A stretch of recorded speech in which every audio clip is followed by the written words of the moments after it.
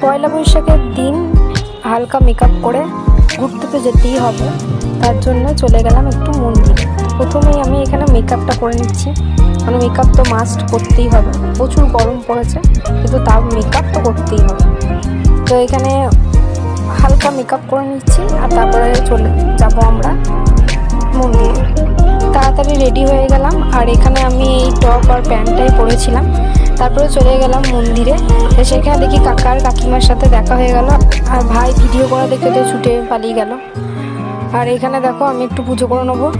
আর তারপরে প্রচুর গরম পড়েছে আর প্রচুর ভিড় ছিল। তো এখানে সেদিন নীল ষষ্ঠীও ছিল, তার জন্য মা বাইরে দাঁড়িয়েছিল। তো মা আগেই পুজো করে নিয়েছে। তারপরে দেখো মা আর আমি একটু ফ্যানের তলায় বসলাম, আর তারপরে পাশেই একটা মন্দির আছে হনুমানজির, সেখানে চলে গেলাম পুজো করাতে। তারপরে ফুচকা খেলাম, ফুচকা তো খেতেই হবে। তারপরে দেখো মাজা নিয়ে চলে এসেছি, আর তারপরে আমি আর ভাই বিরিয়ানি